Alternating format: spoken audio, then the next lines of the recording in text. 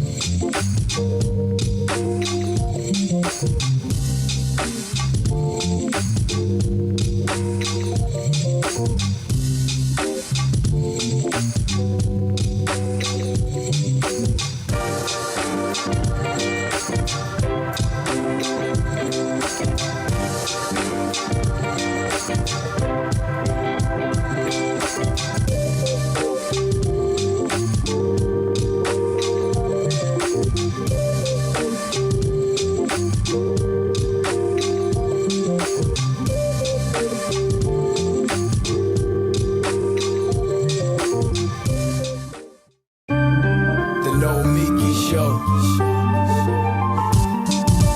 Clash momentarily for class solidarity. Cash circulating, give the masses back its currency. Greed from elites, oligarchs stay fed. Deep state, fake fed, everybody break bread. Racism, homophobia, sexism, religion in this melting pot we live in. Time to build a new system, unionize labor rights. Highlight the issue, talking heads left is best. The saga continues. The Nomiki Show. Hello and welcome to the Nomiki Show. It is Friday, February 11th, and the talk of the town right now is this term called inflation. I'm sure you've heard a lot about it on our show. You've read about it. Anywhere you look, what is Biden doing about this inflation? But you've also probably heard about this trucker situation happening. It started in Canada, a trucker protest, a small group of truckers, let's be very clear, but trucks are big. So it might look like it's a lot more and they might get a lot of media attention. Of course, the media loves this stuff. The media is talking about, oh no, the truckers are now coming to the US. The truckers are descending on the US. They're at the border. They're holding up shipments at the border, but they might go to the Super Bowl. They might protest the State of the Union. What are we going to do? These are truckers, of course, who are angry at the mandates, about the vaccination mandates. You know, vaccinations that, of course, make them healthier and safer to drive. But is this really about the mandates? Is this really about, these protests? Is this really even about Biden? Of course not. The right wing has been so skillful at political jiu-jitsu for decades. It is, they know very well that they are the party of the elites. So you don't have to be told that. And they will do whatever it takes to create division. They will do whatever it takes to tap into cultural trends, whether it's CRT, which is really about school boards, which is really about teachers' unions, which are the largest funders of the Democratic Party, largest public service employees as well. It's never about what they say it is. We know that. But this has taken a whole other level. The insurrection went too far. And if the Democrats were smart, if Biden were smart in these midterms, they would literally just associate every single Republican, anti-Trump or not, with the insurrectionists, because the RNC has politically endorsed the insurrectionists at this point, saying it's just political discourse. Of course it wasn't. People were murdered. It was terrorism. It wasn't a riot. It was terrorism. And if Democrats were smart, they would use this moment to remind folks that even the Republicans who may not be Trumpsters but still associate with the RNC are part of that tribe. This is the moment for that. But what are the Republicans doing? What is the far right doing? What is the Bannon movement doing? They know that is what Democrats, if they were smart, are going to tap into. Because you even pull away the most reasonable Republicans because they don't want to be affiliated. We're talking about voters with the insurrectionists. Mitch McConnell knows that. He denounced them. He wants to keep the Senate. He wants his power. He wants to win the Senate, I should say. So what is Bannon doing? He realizes that right now there's a moment of instability, economic instability. They've done everything they can to pull a few people from this movement, pull a few people from that movement, tap into anger over here, tap into moms who are angry or just were taught to be angry about history class. They do this all over the country. They tap into different groups, 2% here, 1% there, 0.5% there, keep those folks down so that they don't vote, attack the Democratic Party for being elitists. They're attacking Joe Biden because of inflation. Finally, reporters are recognizing that, well, inflation doesn't actually have to do with everything the Republicans have said. It's not really a Biden thing, although he could do some things about it. Turns out many CEOs around this country that have churned, their companies that have churned record profits, whether it's Exxon, whether it's McDonald's, whether it's Starbucks, these are companies that have shown record profits, and they are increasing the prices of their goods, not because of supply chain issues, but because they're choosing to make more money. Meanwhile, they're sticking it to their workers, which is why you're seeing people organizing in Starbucks all over the country. I think we're at 74 unions now, Starbucks locations trying to unionize, which is why you're seeing protests and strikes at John Deere, Kellogg's, which is why you're seeing Amazon workers, of course, organize, because it just doesn't make sense. What does that have to do with the truckers? The truckers are part of the supply chain. So Let's disrupt the supply chain a little bit more. Even if that's not the cause, let's just do it a little bit more. And reports are saying it might, because they're trying to create a movement of truckers who, let's remind you all, long haul truckers spend over 300 days on a road, average, a year. Right-wing radio is basically wired right into their channels. They're listening to right-wing radio. They're listening to what's happening. They're almost overwhelmingly conservative. And guess what? They're really upset about these mandates. They're upset about government.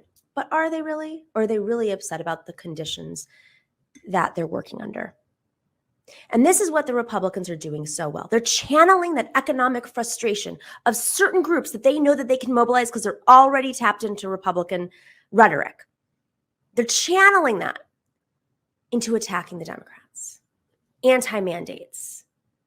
Oh, inflation's going up because Biden's not dealing with it, rather than CEOs are increasing the prices of their goods, or shippers are increasing the prices, or oil is increasing the prices so that it's more expensive. Or now truckers who may not even know that they're part of this are actually disrupting the supply chain by protesting vaccination mandates. These things are interwoven. It is political jiu-jitsu. They're using an economic moment and channeling it away from worker organizing and into anger at the government for vaccination mandates or mask mandates. Anger at Joe Biden for not dealing with the inflation that they are creating. You see how that works? Now, Joe Biden can do something about this because his economy is stupid. It's always the economy stupid when it comes down to elections. He can do something about this. Price gouging is illegal. The laws around price gouging can be strengthened. It is something that previous presidents have been able to do unilaterally. He can do something. I know that they want the pandemic to end, partly because people just want business to go back to usual. But I think that there are some very greedy conservative CEOs in this country who, let's not forget, are donating to Republicans who love stretching out this pandemic and using supply chain as the issue so they can increase costs of goods, so they can make sure people order from their companies, so they can make more money as CEOs than ever before and keep their workers down. Of course, they love it. So Democrats do want this pandemic to end. They do want people to get their vaccines. But I also think they're reaching the point where they're fed up, which is why Kathy Hochul, I believe, removed the mask mandate. There comes a point where certain people are just never going to get the vaccine, partly because of this. So this is, as we go into the election, this is what they're doing. It is not about the supply chain.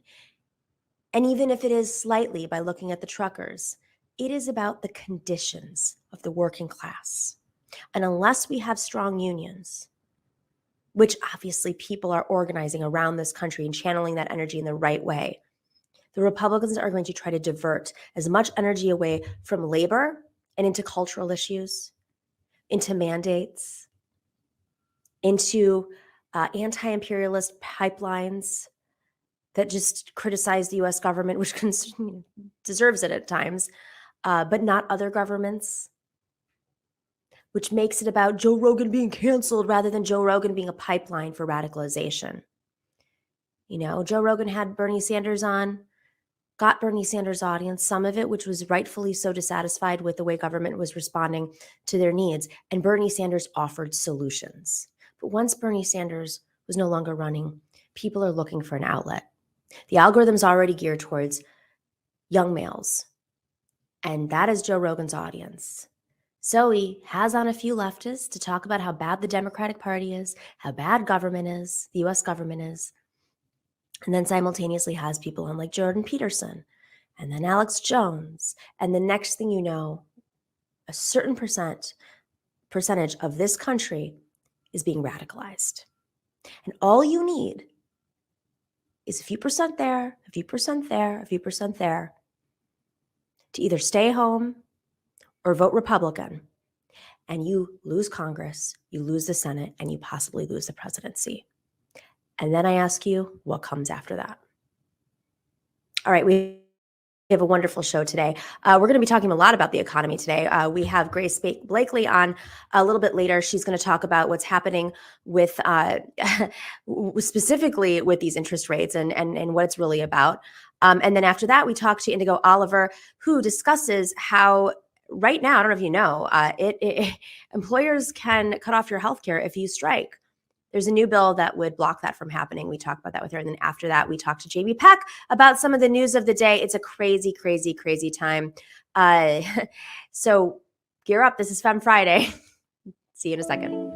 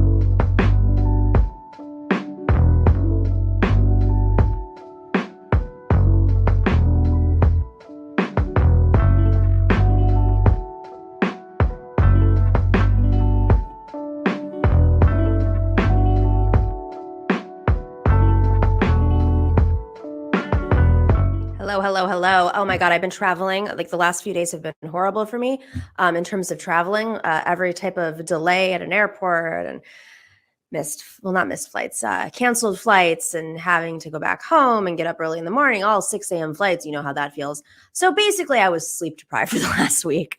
And I don't know if you guys ever get this, like you drink too much coffee because you're sleep deprived.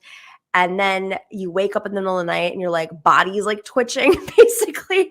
Well, that's actually happened to me a few times this week where I guess it's restless leg syndrome, or I don't know what it is, what causes it, but it's definitely due to sleep deprivation. But I'm really grateful that I have discovered Sunset Lake CBD because it helps me sleep through the night. Last night in the middle of the night, I was like, I am so tired. Why can't I stop tossing and turning? And I grabbed there it is right there, the Sunset Lake CBD oil with melatonin now. I have that next to my bed. I took a few drops and I slept the rest of the night. Deep, deep, deep sleep. The most delicious dreams. You know that feeling. Sunset Lake CBD is a farmer-owned company based in Vermont. They took an old Ben & Jerry's farm and then diversified it and shifted it over to craft CBD. They grow premium hemp. They are a great company that offers their minimum wage is $15 an hour. They're also employees own the majority of their company, and they support independent media like our show, the Nomiki Show, the David Pakman Show, and the Majority Report. They've got all sorts of products that help with your aches and pains, whether it's the tincture, which helps me with my sleep and my aches and pains, or they've got chocolate, they've got lotions for when your joints are sore, or, I have a hand issue. I put it on my hand all the time. All sorts of different products. My family swears by it. I hope they're putting in Nomi because they get a discount, but I don't know if they are. But if you want a discount, you should go to sunsetlakecbd.com and type in Nomi, N-O-M-I, and you will get 20% off of your entire order. Definitely check out the gummies too. I got to say, that's what started me on this. It's dangerous, but I see them on screen right now. It's definitely worth it. Just take a few at once. Don't eat the whole bottle like I almost did one time. Go to sunsetlakecbd.com, type in Nomi, N-O-M-I, and you will get 20% off of your entire order for sunsetlakecbd.com. We will be right back with Jane Peck.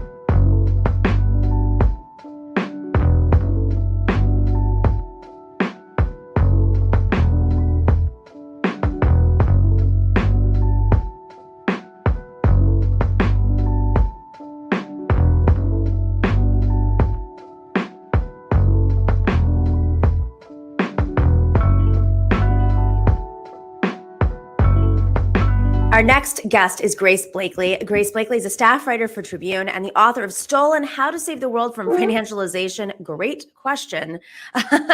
Also has recent pieces out in Jacobin, of course.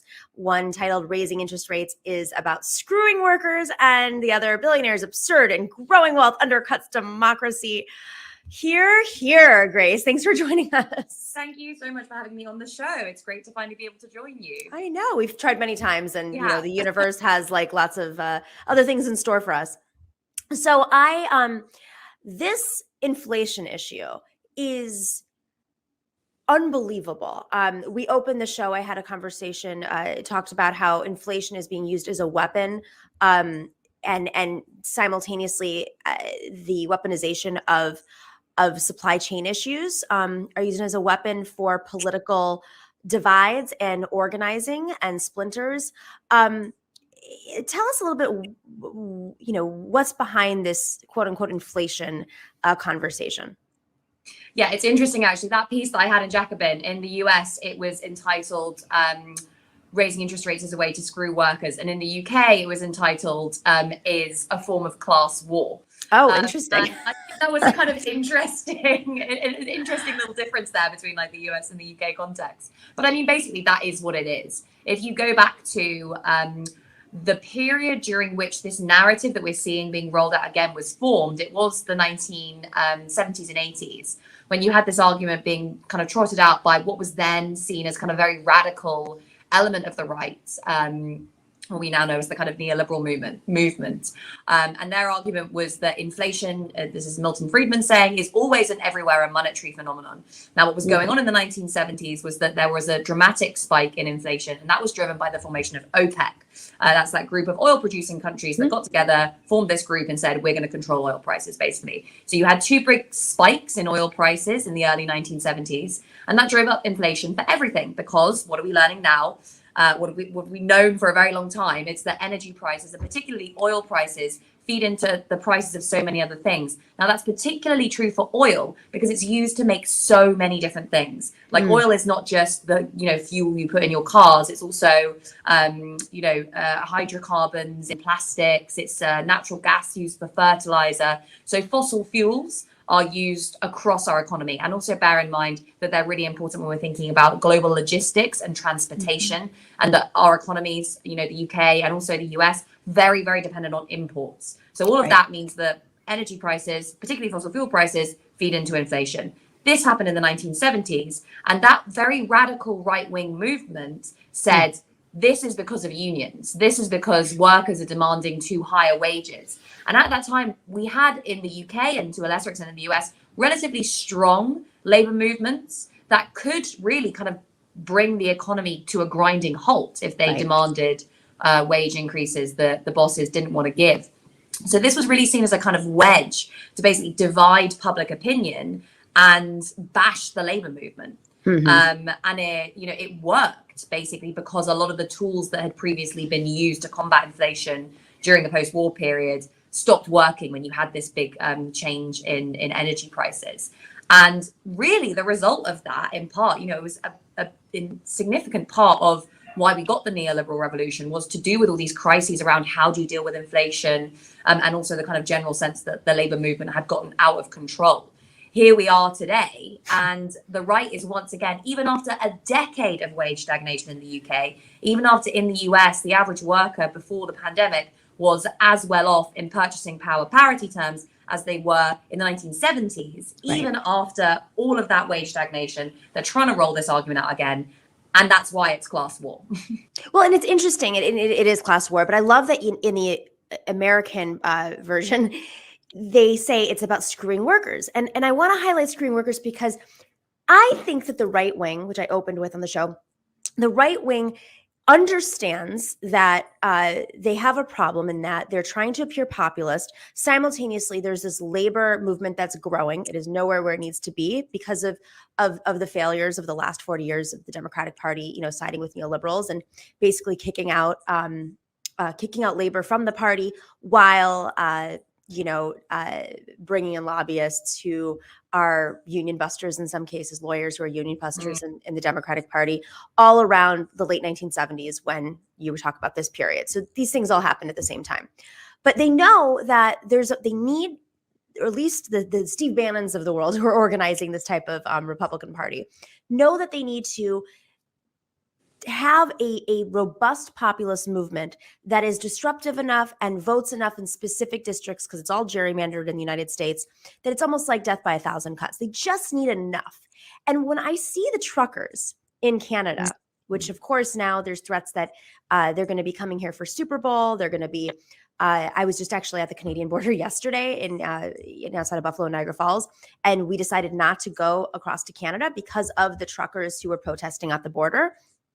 And it's very fascinating because truckers are traditionally more conservative. They listen to conservative talk radio on these long haul routes, for several hours. They're on the road like 350 days a year or something like a little over 300 days a year.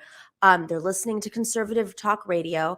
But there's an intersection between supply chain, which is, people are saying is the excuse for inflation, and workers' rights and mandates, and all of these things are intersecting. So the worker aspect, to me, this is if the workers are frustrated, the Republican Party, the right wing, has found a way for what is horrible conditions for these truckers to channel into mandates, and then channeling the economy, using the economic situation to create a little mini movement, and then continue to blame the Democrats for inflation and the economy in an election year. Does that make sense? Absolutely. I think what you've kind of put your finger on there is a problem that progressive, the left have had for a long time, which is that we tend to assume that any form of economic crisis that tends to squeeze workers will benefit the left. And that is just not true. It's not true today. It wasn't true after the financial crisis.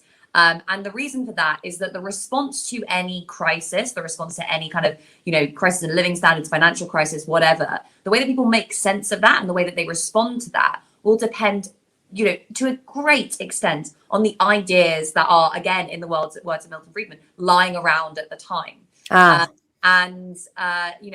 left, up until a few years after the financial crisis, did not have a strong populist narrative that was able to explain why people's living standards were falling in a way that people could relate to.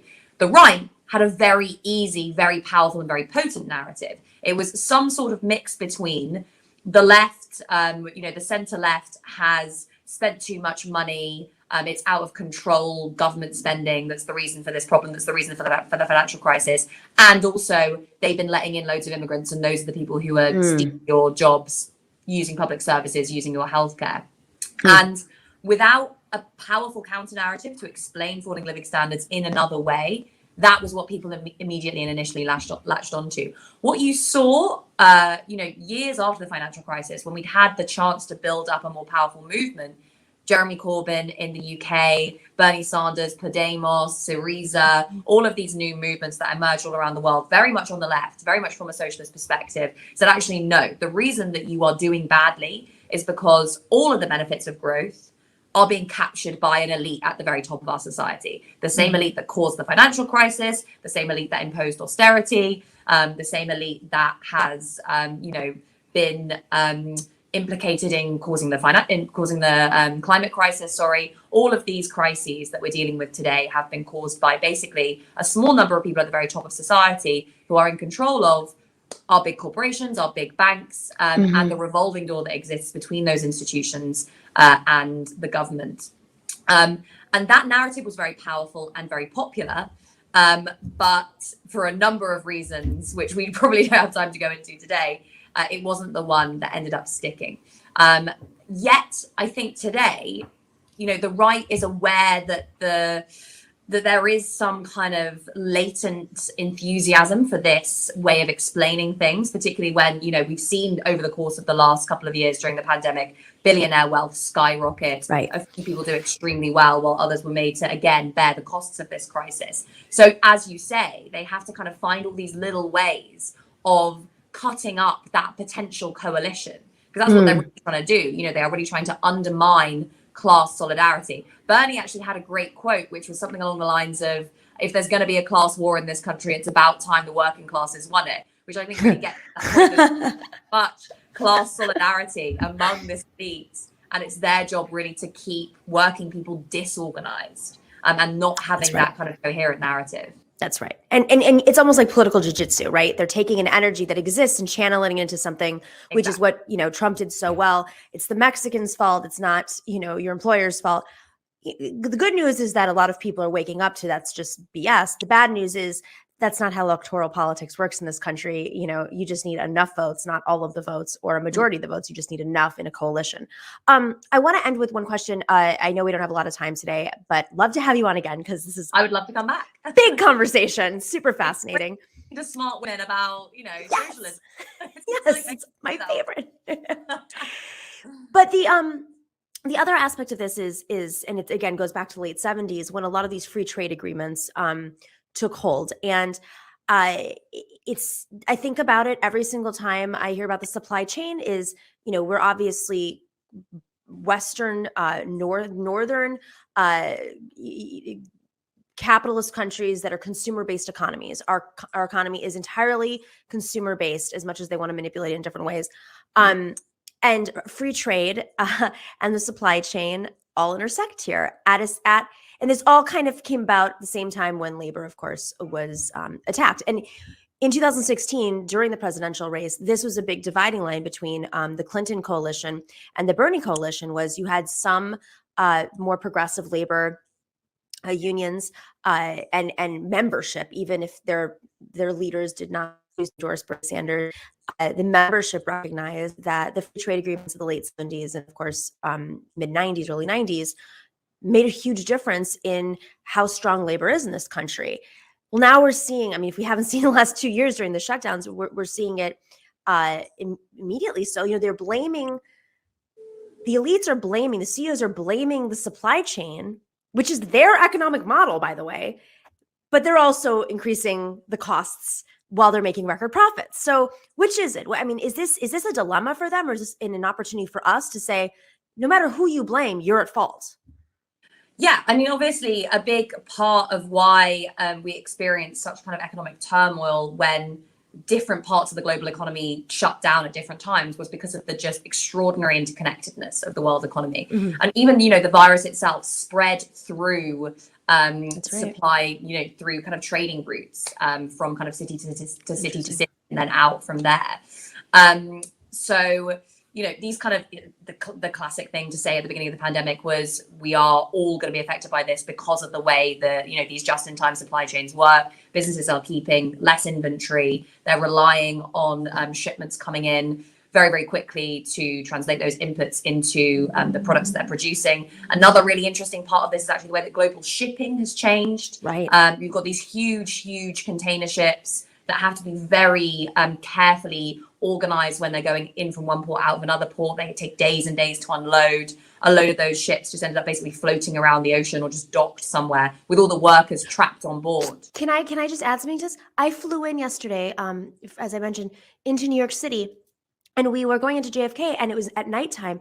And I saw these ships and I was like, what are they doing? They're just sitting. And of course, all these things were going in my mind. There were dozens of them. I'm sorry, I didn't mean to interrupt, but I just saw that last night. Actually, I personally am very, very interested in shipping just as like a thing because it's a fascinating thing. Containerization is one of these really not spoken about things that just transformed the global economy. And if you look at what's happened to global shipping over the course of the last couple of years, A, it's been massively disrupted, but B, the working conditions for some of these workers who are often sailing on these boats, which are, on the seas under flags of convenience, which basically means, they are using the labor laws of countries with the worst kind of labor laws that you can imagine. Some of them have literally been trapped on boats for years, unable to get off because they weren't able to kind of get off at the ports because the countries wouldn't let them in. Wow, it's really horrendous conditions, and what were already very difficult conditions for these workers. So, that whole model has been really pushed to breaking point, and we're going to continue to see this, I think, because, a kind of system as intricate and complex as global logistics can't just be shut down and then resurrected as it was before. We're really going to have to rethink how a lot of this stuff works. So supply chain issues are a massive thing, are going to continue to be a massive thing. And that coordination, which allows, chip manufacturers in Southeast Asia to coordinate with manufacturers in another part of Asia, to coordinate with consumers and managers in different parts of the world, that's all going to take a very long time really to reconstruct, to make it work again in any meaningful way. But the other thing, I think, when we talk about supply chains, we're maybe not, we could overemphasize that as actually one of the big causes of inflation, because if you really drill down into the data and you look at what's actually causing inflation, what the consumer is feeling, it is energy prices. And this really, I think, does give us a bit of a wake-up call. It's that we need to come up with a more sustainable, cheaper source of energy that can last us into the future, and also kind of allow us to decarbonize.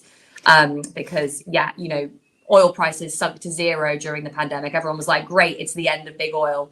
Of course, they immediately rebounded when economic growth started again. And now we're seeing this massive uptick, which is all benefiting the big oil companies. Exxon had its most profitable year in 7 years. All the big oil companies are having bumper profits. They're distributing it to shareholders. They're largely not using it to try and decarbonize as they promised they would. We really need to just get these companies out of our economy and start transitioning towards renewables. You can't just put a sweater on, as Jimmy Carter said. Even though my heating company, my power company, emailed me today saying, we know that rates are higher than normal, as I'm wearing a sweater.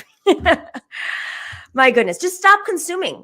I think that's the alternative. Maybe Joe Biden should say, guys, maybe you don't order everything off of Amazon every 5 seconds. I'm just kidding. It'd be nice if you actually crack down on these companies. Grace, super insightful, rapid round conversation. Thank you for joining us. Let's have you on again very soon. And have a great night. I know you're out in the UK right now, so thank you. Thanks for joining us. Bye. We will be right back after this quick little break.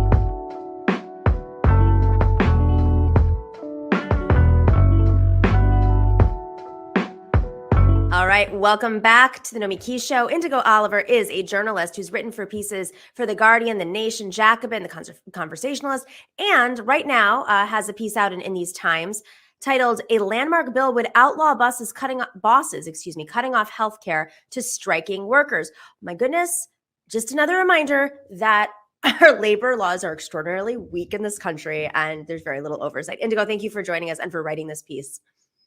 Thank you for having me. So I guess we should start off with what are they allowed to do when workers strike? And are these legal strikes, or are these like the illegal strikes that occur with like teachers unions and public sector workers? Well, what I was talking about mostly was legal strikes. But when you do go on strike, what happens is your pay gets cut off. That's pretty standard practice. And in certain cases, employers have the option to cut your health care off as well. And it's been used as a threat, and was recently used as a threat at the recent John Deere strike.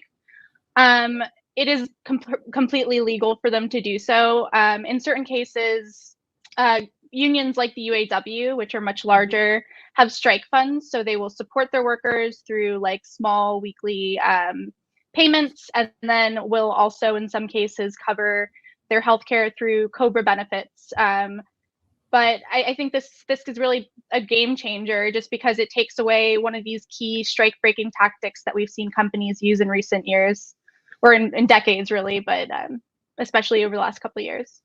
So the National Labor Relations Board, the NLRB, is falls under the Biden administration, and of course was weakened under Trump. And I know a lot of the Biden administration hasn't really fully empowered the NLRB in many ways. Even in the last year, but the PRO Act, for instance, is this bill that is sort of like MIA right now, I guess. I don't know if you have the latest on the PRO Act, but it could obviously strengthen the NLRB and labor laws for striking.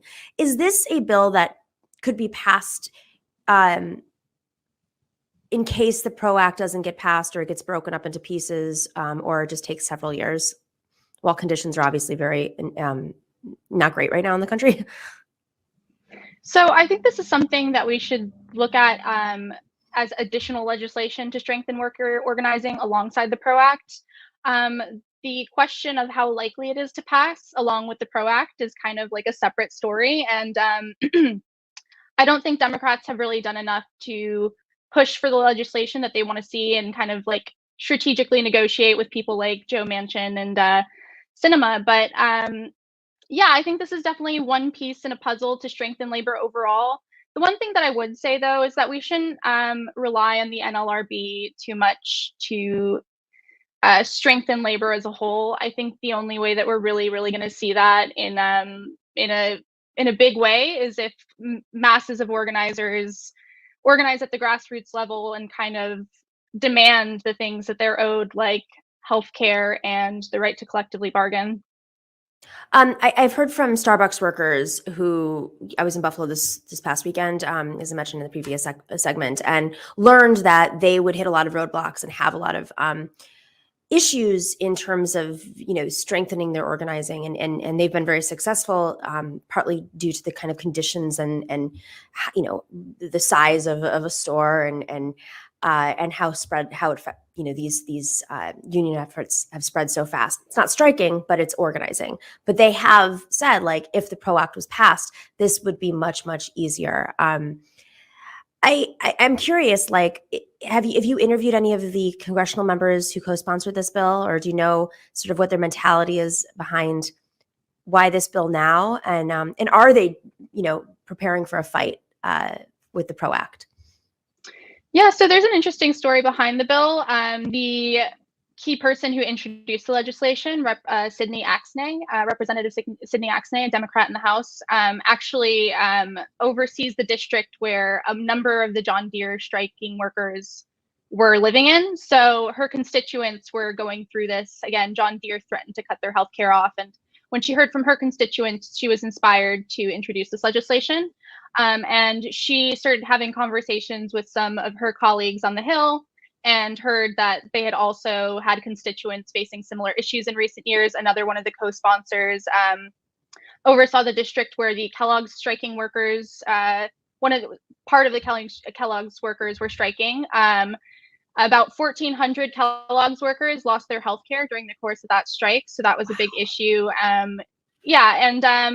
So in terms of a strike, in terms of a fight, I'm not entirely sure. I was able to get some answers from Representative Axnay through email. Mm-hmm. And when I asked her about how likely she thinks the bill is to pass, her answer was sort of, well, with any legislation, introduction is the first step. So I think Democrats are pretty aware that this is going to be an uphill battle, as it has been, especially with holdouts like Manchin and Sinema.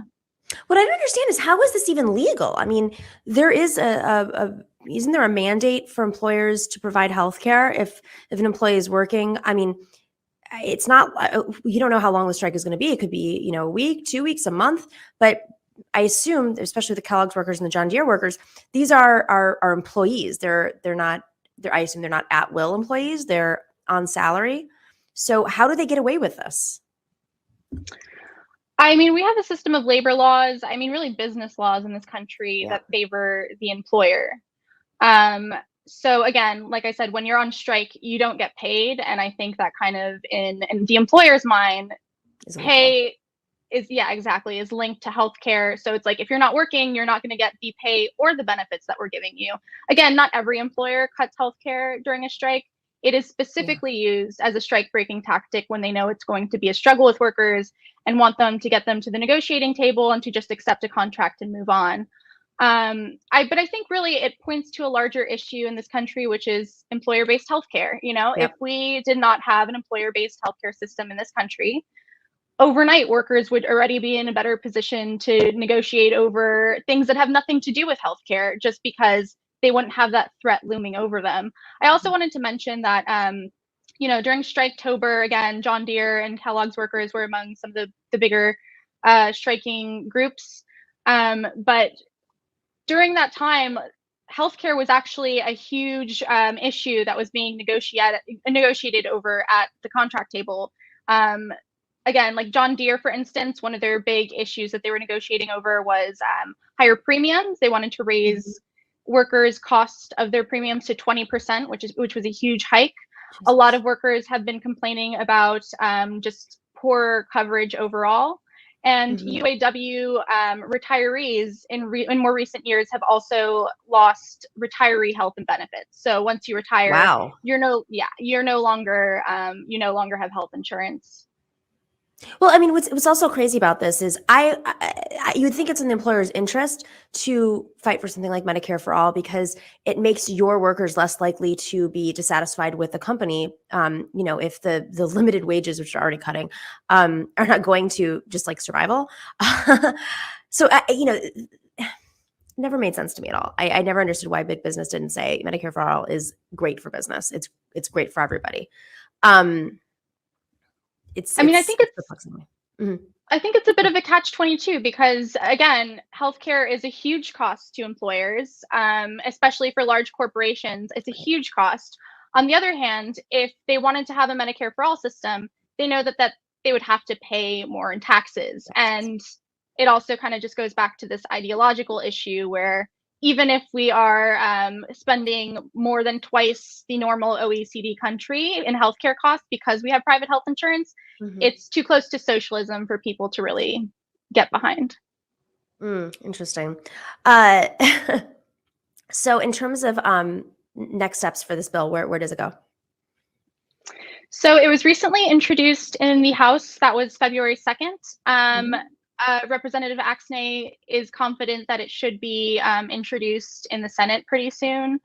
I'm not really sure where it's going to go. Honestly, not many people have covered it. I haven't heard a lot about it outside of like press releases and statements from unions.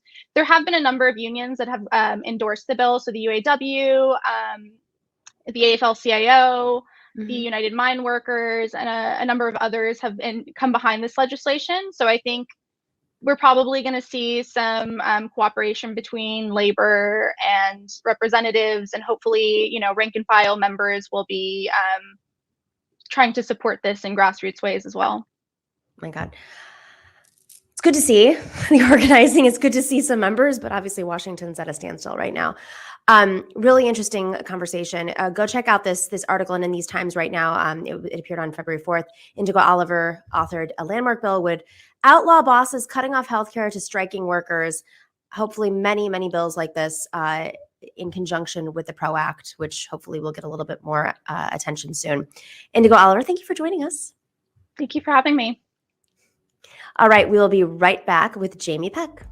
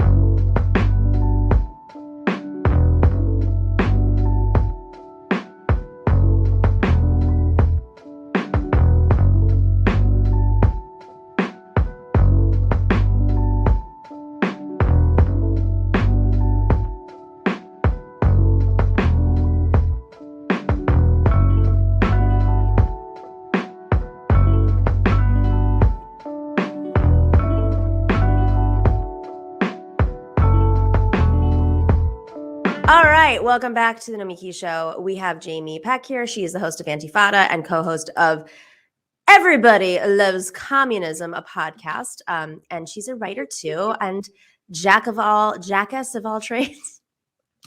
Jackass, why not? Sure. We didn't nobody ever. Yeah, I don't know.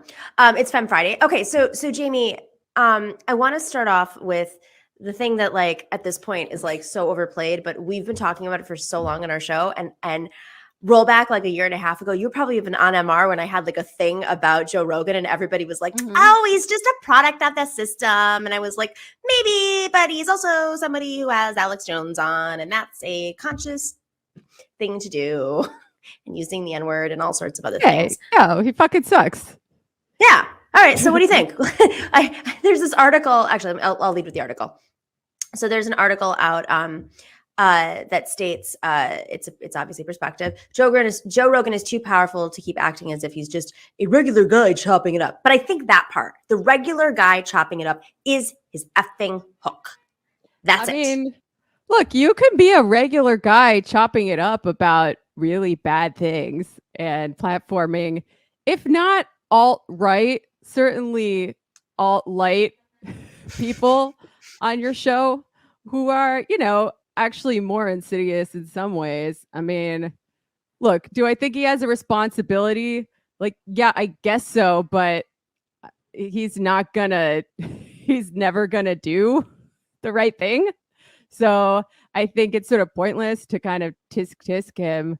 I mean, this is about the platforming wars, right? The cancel wars. Oh, yeah.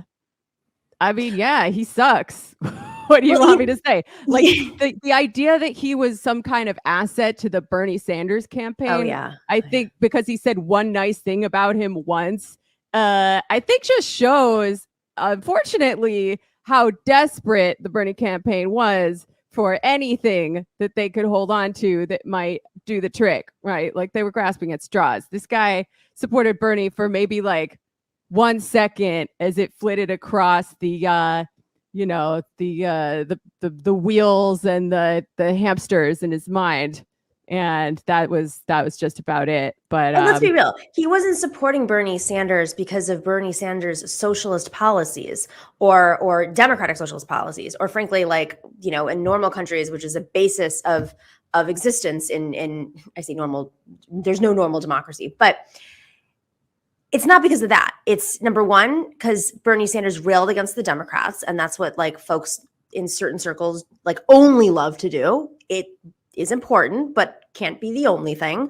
And simultaneously, like, hey, he can build more of an audience by appealing to Bernie Sanders' base. And I think that's what Bernie was trying to do, which is good because he wanted to, obviously engage folks and take them off of the right-wing pipeline. And I'm glad that Bernie did go on the show, because it's just like when, leftists go on right-wing shows and talk about the issues that they care about and fight for them and not agree with them. It's hope that a few ears hear it and come over. Yeah. I mean, Bernie went on Fox News too. That doesn't mean I have to like them. There you go. That's exactly it. But there's another aspect of this that I kind of want to reiterate, especially on Femme Friday, which is this guy is not being censored. They're not calling for censorship. He can go out and he can have a rally if he wants. He can go on a podcast wherever he wants. He's not being locked up in a dungeon, told he can't speak. They're not taking away his pen. They're not taking away his microphone. What was being given to him. They're not taking away the millions of dollars from him either. Like, he's still there. He's still there. And he is being rewarded. Do we have those opportunities? I'm going to guess you and I probably are just as effing smart, if not smarter, and engaging. Yeah, let's give ourselves a little more credit than that. Yeah, we are both smarter than Joe Rogan. My diet plan's better too. I've got to say my supplements are great. My supplements are great. Oh, you selling supplements now? Just kidding. That's his whole thing. Well, he doesn't have to now. He's like, I don't even care about the supplements anymore. That got me to where I needed to be. But he's being rewarded. He is being, it's not like he's being platformed. He's being given a very unique platform. Yeah. I mean, Look, no one's censoring anyone. That's not what censorship means. This is literally just the logic of the market at play. That's right. If Spotify is it's an evil company owned by capitalists. I mean, the bigger problem with Spotify, and I had the Eve 6 guy on my podcast this week to talk about it, is how exploitative they are with every single artist that apparently the record companies own a big chunk of Spotify, which I didn't realize. So they can kind of double dip and, profit off these people's music while giving them like a fraction of a penny per stream. So I think that was a more galling thing for most people. They're like, this chud is getting $100 billion and I get like $10 a year from having my music on there, if that. But what was I gonna say? Yeah, like I really don't buy the slippery slope argument made by some nominal leftists, right? Like, oh well, if this can happen to Joe Rogan, and by the way, it can't, like it didn't, and it's not going to. But if Neil Young could get Joe Rogan kicked off of a platform, then maybe they could do it to the left as well, and that's bad for us. It's already happening to the left. Yeah, there's no ombudsman out there. There's no referee making sure that the left and the right get treated equally by the media.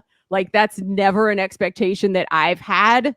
Like, I mean, the difference between me and like, I guess these cancel culture people who are whining about it, which includes both liberals and conservatives. I mean, they're all liberals in the classical sense of the word. Let's be real here.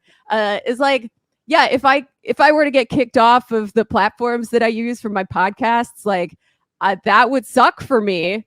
But like, fair enough. Like I'm out there calling for Spotify and all bosses to be expropriated every day. And if they were to decide that the threat, whatever threat I pose to them is more important than the money that they can extract from the people giving me Patreon dollars, like that would be a cool problem to have. Well, and think about just the privilege. Like there are so many fights happening right now, and they flipped this and they reversed it. I've been seeing some supposed leftists who, again, like their only brand is to defend these idiots and then attack Democrats. Again, you can attack Democrats, and that is something I think we've all done very well. But we also are talking about solutions and organizing and how to, push the enemy. The enemy of my enemy is not necessarily my friend.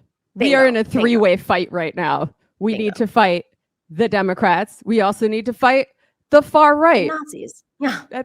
They're both bad, folks. So this is why I think it's something a little bit more nefarious and it's not just incentivized. There's a lot of ways to make money on the internet. There are a lot of ways for some of these names who definitely have opportunities to do that stuff, but they are making a conscious decision to side with a populist, pseudo-left, actual right movement pipeline to defend Joe Rogan. Like, oh, I went on a show, so I'm going to defend him. I've been on a bunch of shows. I would never literally cut a video up of my appearances and other leftist appearances on those shows and justify it. There's so many, like, okay, cool. I've been on Tucker Carlson 9,000 times. He's laughed at my jokes. I still know he's an effing Nazi. I still fight with him. And so to see them defend Joe Rogan when they could be literally talking about the PRO Act. They could be talking about the Starbucks workers right now. They could be talking about solutions to these problems. And their excuse is, why are you spending all this time attacking Joe Rogan? Because he's a symbol of this pseudo populist, whatever they are, that doesn't touch on anything related to workers ever, not actual populism, to basically like radicalize people who may not be finding the shows to talk about, channeling your energy into organizing on the ground. Yeah. I mean, populism is a very tricky thing. Not all populism is good. If you believe right-wing populism as populism, and I think it is. We actually had an episode about this with Anton Yeager, who wrote a really good, interesting book about populism and how it functions around the world. But there's nothing recuperable here for the left. Sorry, like I'm not interested in having a dialogue with right-wing thought leaders. There right? you go. Like there you go. I'm interested in having a dialogue with every regular person, every worker. And maybe if those workers are Nazis, they're too far gone, but most workers are not. And I'll talk to anybody, but like, yeah, a guy who makes millions of dollars a year, dabbling in chud world and spreading, what is arguably ideas that are damaging to public health. That's right. Like, and not to mention the racism, the sexism, the transphobia, all that nonsense. Like, sorry if I don't think that guy is like someone I need to be thinking about when I'm deciding what to do in the world. I mean, he idealizes Elon Musk. I mean, that's enough right there. Like, you show me your political philosophy. I don't have a political philosophy, but then like there's a million times he's, said Jordan Peterson's the smartest man in the world. No, actually, Elon Musk is. The other thing that just stands out to me with both the people who are defending him on the supposed left or who've labeled themselves as left and him is the privilege. There's this supremacy in that they're canceling me when, like I said before, there are so many thousands of people who have been doing this work for a long time who will never be awarded the opportunity, whether they're artists or media folks or organizers who are trying to get press for the work that they're doing, or folks from marginalized communities. The fact that he feels he is being censored because they took down 100 of his posts which had the N-word in it, and he has to apologize. My effing God.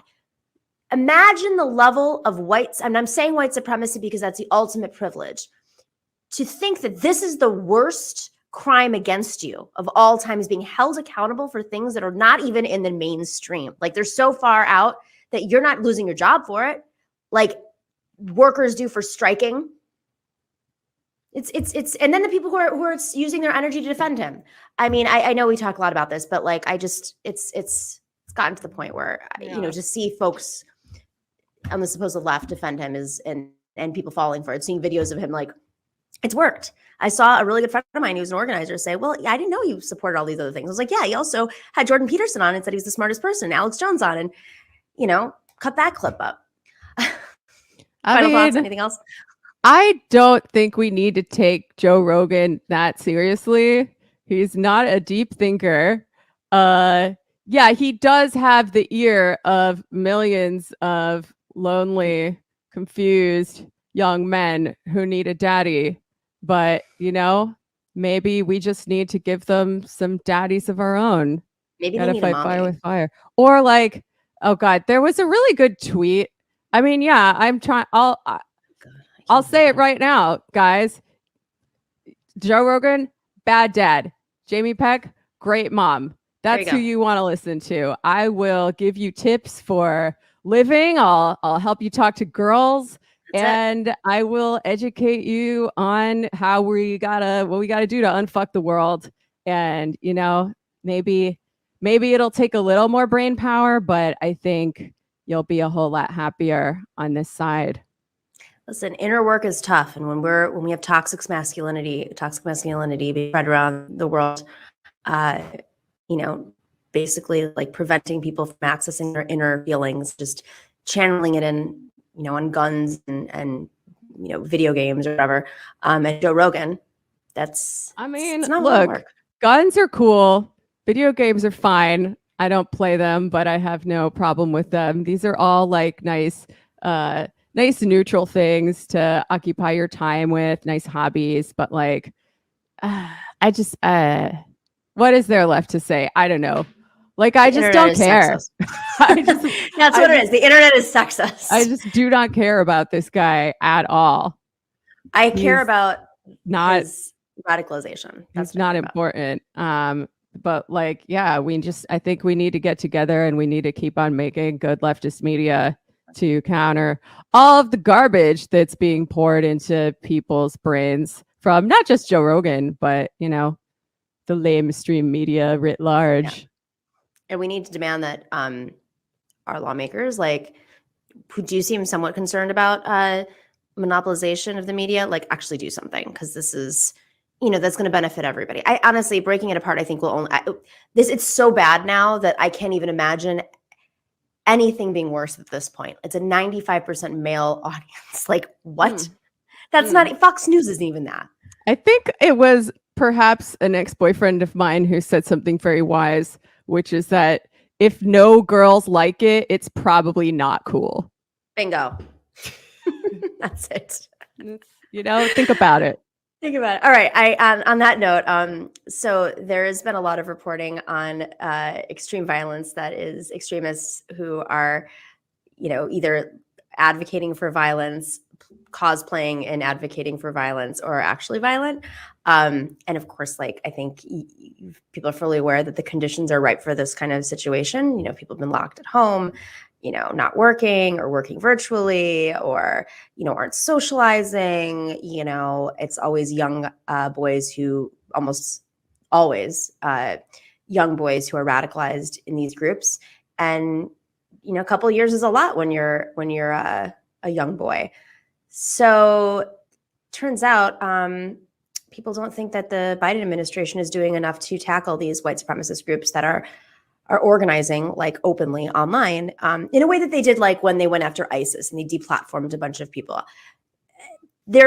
I get the free speech absolutist, but that's the argument that they make. You can't organize violence. That is actually protected. And, if these are the Oath Keepers and the Proud Boys who are literally running for office now, and the Democratic Party is oh, by the way, we don't have a Democratic Party.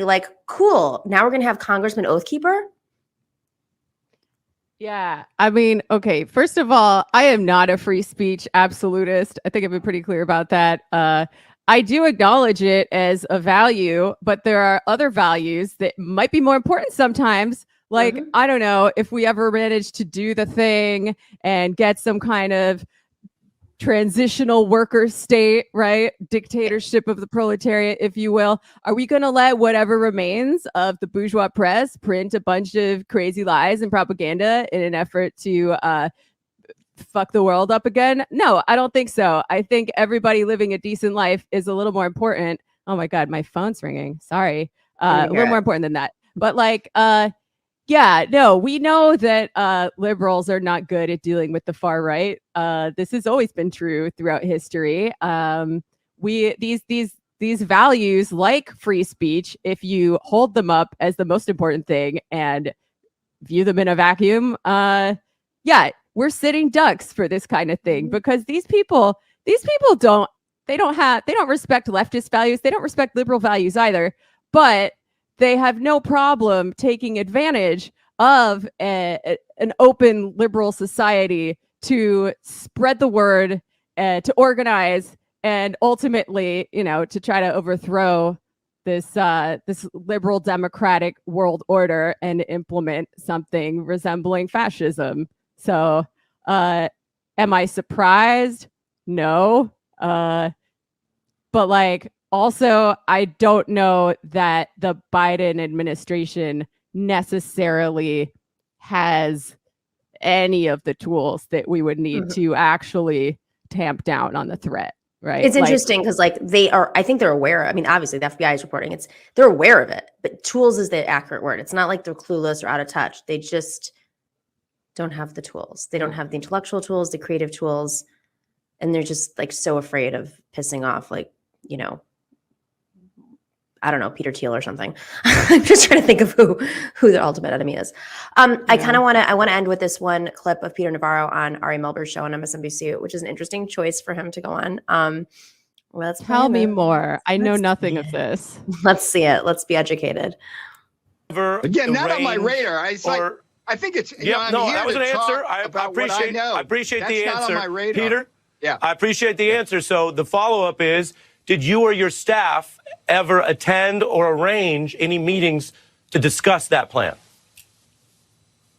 I never attended anything. I read in the newspaper that one of my staff members, without my knowledge, may have been involved. I have no knowledge of that.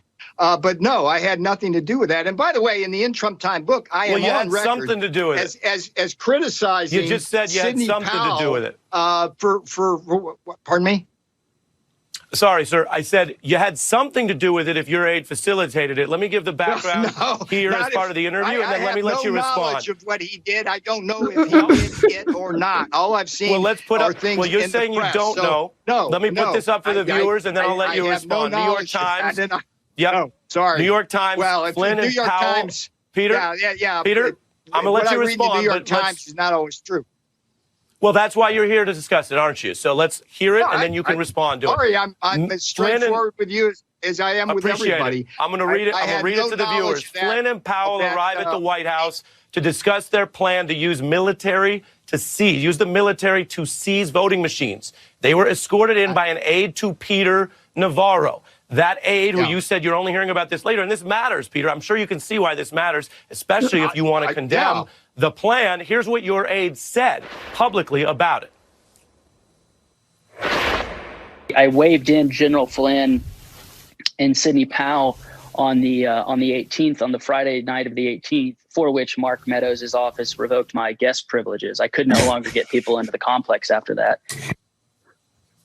That's your aide. He helped make sure that meeting happened in the Oval. It was about abusing military power for a plan that ultimately wasn't carried out because, and then I'll let you respond, because Rudy Giuliani said if they actually followed that, everyone would end up in prison.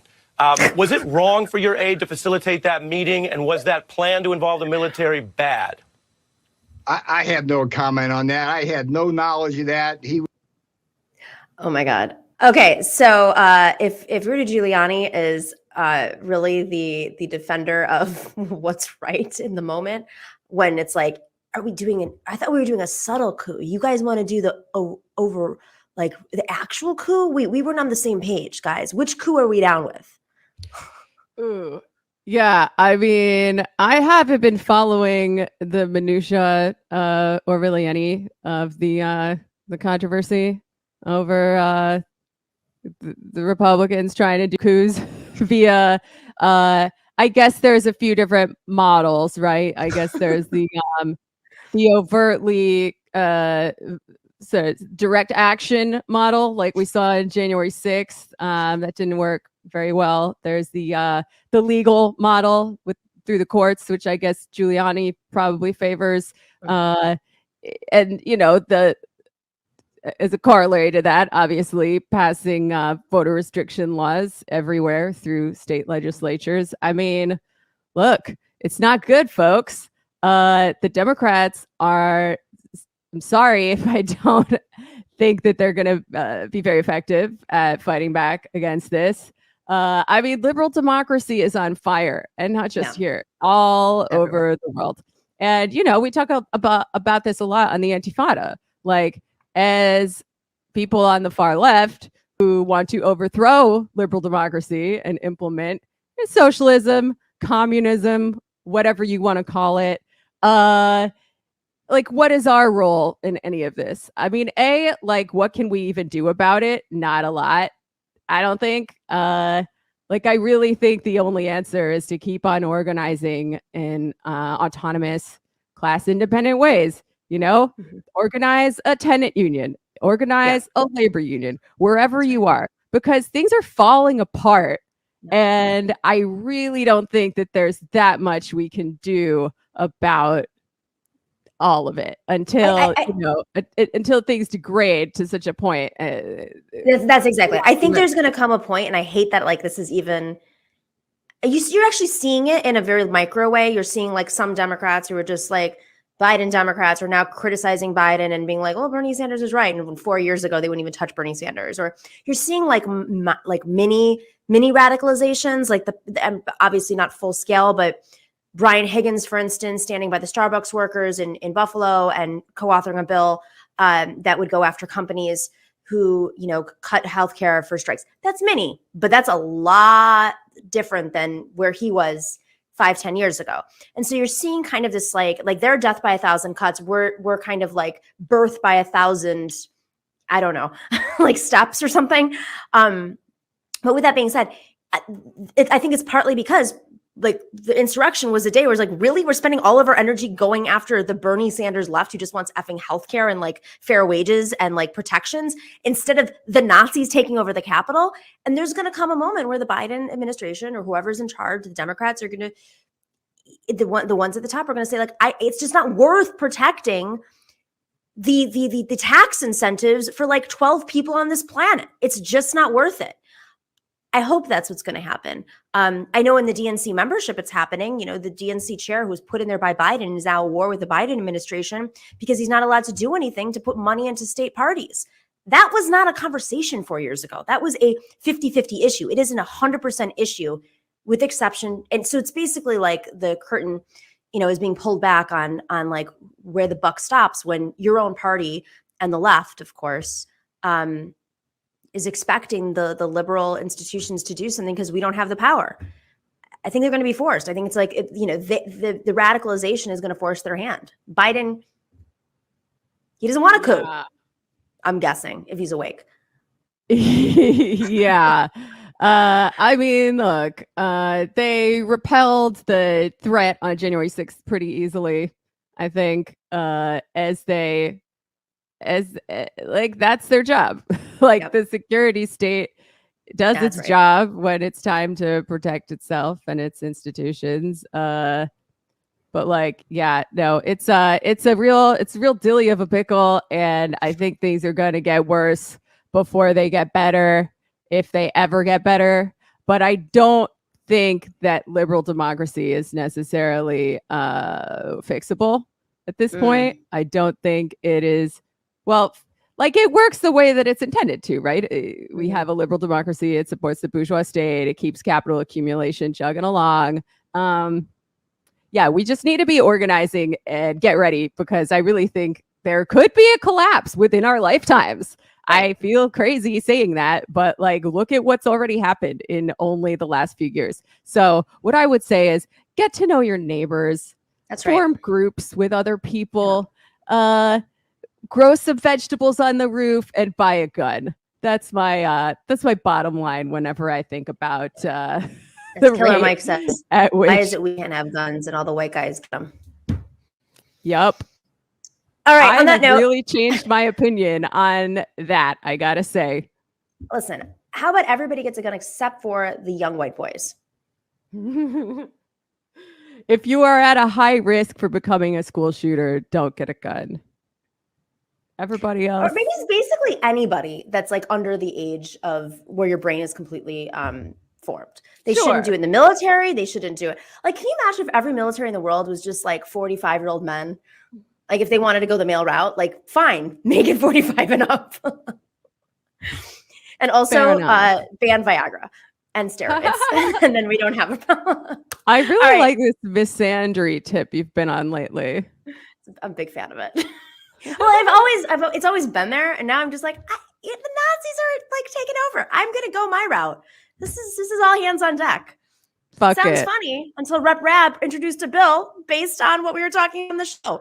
In the Philippines, it works. You don't know. Someone's gonna hear it. Jamie Peck, thanks for joining us for Fun Friday. Thanks Much love for having me. All right, everybody. And if you are not already, make sure to join us on Patreon, because this is how the show runs. You know that. Independent media. We don't got Joe Rogan bucks. We don't got Alex Jones money. That's bad money, as you know. We are entirely supported by your support, your viewership, and of course the patrons who have joined us along this crazy ride. Patreon.com/The Nomiki Show. There's all sorts of levels starting at $5. If you used to be a patron, if you can't afford, please email us at nomikishow@gmail.com. We'll make sure that we work it out. And if you can give more to help sponsor others, hey, it's a community. This is how this works.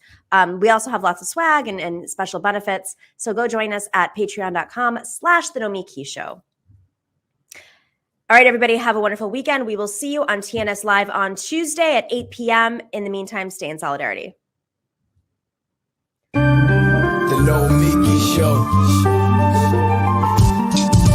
We clash clash momentarily for class solidarity. Cash circulating, give the masses back its currency. Greed from elites, oligarchs stay fed. Deep state, fake fed, everybody break bread. Racism, homophobia, sexism, religion in this melting pot we live in. Time to build a new system, unionize labor rights. Highlight the issue, talking heads left is best. The saga continues. The Nomiki Show.